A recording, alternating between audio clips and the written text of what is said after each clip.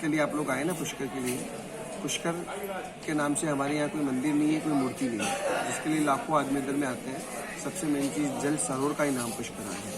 पुष्कराज इस जल सरोवर के पीछे बने हुए 52 घाट हैं। इसी पीछे नगर में 1000 मंदिर बने हैं। ये सब इस प्रकार बने हुए जिसकी यहाँ मनोकामना पूरी हुई, किसी ने घाट बनाया, किसी ने मंदिर बनाया, किसी ने धर्मशाला बनाई, इस प्रकार इस पुष्कर का निर्माण हुआ। ये पुष्कर इस प्रकार ही बसा हुआ है। इस सरोवर के पीछे इस नगर का नाम पुष्कर पड़ा है। अपने जो हिंदू धर्म में जिसको भगवान की देते हैं, भगवान 3 को प्रमुख मानते हैं, ब्रह्मा, विष्णु और महेश। इसमें शिव का धाम हुआ काशी, विष्णु का धाम हुआ बोध गया बिहार में, और जगत पिता ब्रह्मा का धाम हुआ पुष्कर। जगत पिता ब्रह्मा का धाम पुष्कर कैसे बना कि जब सृष्टि का निर्माण हुआ तो भगवान ब्रह्मा से कहा कि आप सृष्टि का निर्माण करो। तो भगवान ब्रह्मा संसार के सर्जन करता है, विष्णु पालन करता है और शिव संहार करता है। भगवान ब्रह्मा से कहा गया तो उन्होंने भगवान ब्रह्मा ने अपने ब्रह्मलोक से कमल का पुष्प गिराया और कहा जहाँ भी जाकर ये पुष्प गिरेगा वहीं से मैं सृष्टि का निर्माण शुरू करूंगा, वहीं पे अपना तीर्थ स्थान बनाऊंगा। तो भगवान ब्रह्मा जी ने अपने ब्रह्मलोक से जो कमल का पुष्प गिराया तो ब्रह्मांड की 3 प्रदक्षिणा लगाता हुआ यहाँ सरोवर के मध्य में आके गिरता है। पहले यहाँ सरोवर नहीं था, मरुस्थल था। उसके गिरने से सप्तपादाल छेदन होकर अंदर से जल निकला, इसका नाम पड़ा पुष्प। पुष्प नाम होता है फूल का, कर नाम बोलते हैं संस्कृत में हाथ को। पुष्प प्लस कर दोनों का संधि होकर इसका नाम पड़ा पुष्कर। ये समझ तीर्थों का गुरु कहलाया। अपने हिंदुस्तान में आगे चल के 68 तीर्थ बने और 4 धाम बने। उन समस्त तीर्थों की माता हुई गंगा, ये उपाधियां मिलती है। गंगा समस्त तीर्थों की माता हुई, प्रयाग समस्त तीर्थों का राजा हुआ, पुष्कर समस्त तीर्थों का गुरु कहलाया। भगवान ब्रह्मा ने यहीं बैठकर 1000 साल तक तपस्या करी।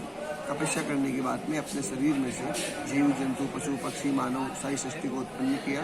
सृष्टि उत्पन्न करके भगवान ब्रह्मा ने यहीं पे बैठकर यज्ञ का आयोजन किया। इसमें समस्त देवी देवता यहाँ उपस्थित होते हैं, लेकिन भगवान ब्रह्मा की पत्नी माता सावित्री किसी कारणवश समय पर उपस्थित नहीं हो पाती है। तो भगवान ब्रह्मा की दूसरी पत्नी वेद माता गायत्री को यज्ञ में बैठाया जाता है। यज्ञ में गायत्री माता बैठती है, उसके बाद में माता सावित्री आती है, अपने पति के संग में दूसरी औरत को देखकर हम क्रोधित होती है और भगवान ब्रह्मा जी को 2 श्राप देती है, जो आज भी कायम है।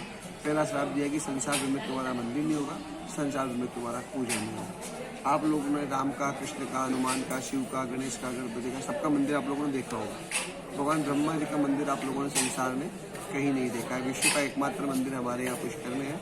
वो भी किसी वेद और पुराण में ये नहीं लिखा है कि पुष्कर में भगवान ब्रह्मा का मंदिर है।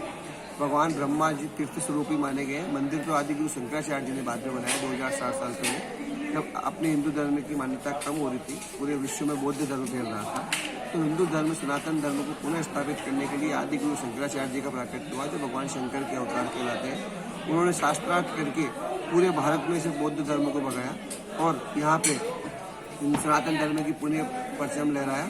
उस समय उन्होंने पूरे मंदिरों का निर्माण कराया, जिसमें बद्रीनारायण, नारायण 4 तीर्थ की यात्रा जो करते हैं वो यात्राएं शुरू करी और पुष्कर तीर्थ में भगवान ब्रह्मा जी का मंदिर का निर्माण कराया। मंदिर निर्माण करने के बाद में ये हुआ कि भगवान ब्रह्मा का मूर्ति पूजा नहीं होता। तो आदि शंकराचार्य जी ने भी कहा था कि जो गृहस्थी लोग आएगा तो भगवान ब्रह्मा का मूर्ति पूजा नहीं करेगा, और जो सन्यासी लोग आएगा वो मेरे मंदिर का यहाँ पूजा करेगा। तो आज भी वहाँ एक परंपरा है कि सन्यासी लोग होता है वो भगवान ब्रह्मा का मूर्ति पूजन करता है। जो गृहस्थी परिवार से होता है वो मूर्ति पूजा नहीं करता, जल कहीं पूजा। धर्मस्य धर्म रूपेण ब्रह्म रूपेण पुष्करे।